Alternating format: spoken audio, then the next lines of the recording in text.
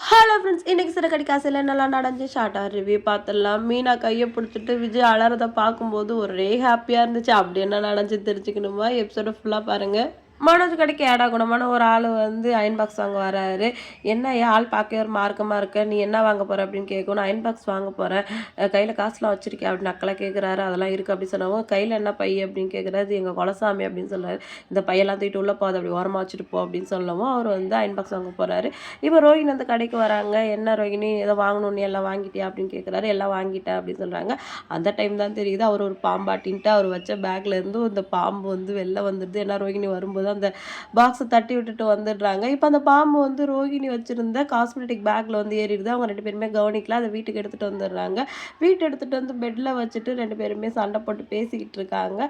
அந்த டைம் 2 பேருமே இல்லாத டைமில் அந்த பாம்பு வந்து இறங்கி ஹாலுக்கு போயிடுது. அடுத்த சீனில் விஜயாவுக்கு வந்து மீனா பால் எடுத்துகிட்டு வந்து வைக்கிறாங்க. அந்த பால் வந்து அந்த பாம்பு குடிச்சிட்டு போயிடுது. அந்த பால் எங்கே அப்படின்னு வீட்டில் ஒரு பெரிய ரகலையே நடக்குது.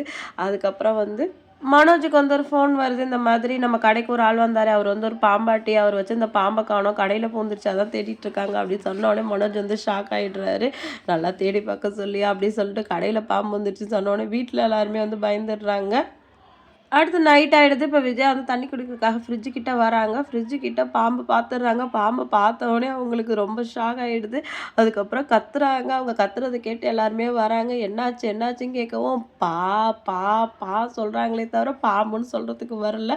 அவங்க பயப்படுறத பற்றி என்னதான் தாச்சு, ஏதாவது கனவு கண்டீங்களா, பயந்துட்டிங்களா, தண்ணி வேணுமா, இருங்க நான் தண்ணி எடுத்துகிட்டு வரேன் அப்படின்னு சொன்னோடனே பதறி போய் மீனாவோட கையை போய் பிடிச்சிடுறாங்க. போகாத பா பா பா அப்படின்ட்டு. என்னதான் ஏதாவது பயந்துட்டு திருப்பி திருப்பி மீனா கேட்குறாங்க. என்னப்பா அம்மாக்கு ஏதாவது திக்கி பேசுகிற பழக்கம் இருக்கா அப்படின்னு சொல்லிட்டு முத்து கேட்க, ஐயோ அவள் உருப்படியாக செய்கிற ஒரே வேலை பேசுகிறது தான், என்ன ஆச்சுன்னு தெரியல, என்னதான் ஆச்சு விஜயா அப்படின்னு அண்ணாமலை சாரை கேட்குறாரு. ஒரு வழியாக தட்டு மாதிரி பாம்புன்னு சொல்லிடுறாங்க. ஏன்னா வீட்டுக்குள்ளே பாம்பா, இத்தனை வருஷத்தில் ஒரு தடவை கூட வீட்டுக்குள்ளே பாம்பு வந்தது இல்லையே அப்படின்னு சொல்லிட்டு அண்ணாமலை சார் சொல்கிறாங்க.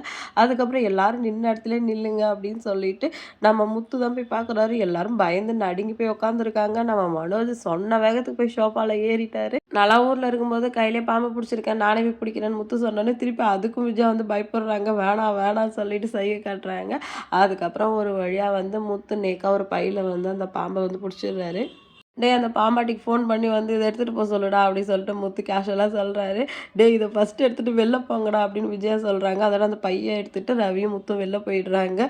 ரோஹிணி கிட்ட இது எல்லாத்துக்கும் நீ தானே காரணம், ஒரு நிமிஷம் என் உயிரே போயிடுச்சு, நாளைக்கு இரு ஒன்றை வச்சுக்கிறேன் அப்படின்னு சொல்லிட்டு ரோஹிணியை பார்த்து முறைச்சிட்டு விஜயா வந்து உள்ளே போகிறாங்க.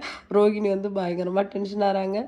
இப்படி வந்து கதையே இல்லாமல் இந்த நாடகத்தை எத்தனை நாளைக்கு தான் வந்து டைரக்டர் வந்து கொண்டுட்டு போகிறான்னு தெரியல. இப்படி ஒரு அருமையான நடிக்கிற ஒரு டீமை வச்சுக்கிட்டு எல்லாரோடைய நடிப்பையுமே வந்து வேஸ்ட் பண்ணிக்கிட்டு இருக்காரு. எவ்வளவோ வந்து ட்ராக் இருக்குது, எந்த ட்ராக்கும் போகாமல் திருப்பி திருப்பி புதுசாக ஒரு கண்டென்ட்டை கொண்டு வந்து காமெடி சஸ்பென்ஸ்னு இவங்களே காமெடி பண்ணிக்கிட்டு இருக்காங்க. சிறகடிக்க ஆசை வந்து முன்னே இருந்த அளவுக்கு இப்போ சுவாரஸ்யமாக இல்லை அப்படிங்கிறவங்களாம் கமெண்ட் பண்ணுங்கள். வீடியோ பிடிச்சா லைக் பண்ணிக்கோங்க. அடுத்த ஒரு இன்ட்ரெஸ்டிங்கான வீடியோட நான் அவங்கள மீட் பண்ணுறேன். டாட்டா பாய்.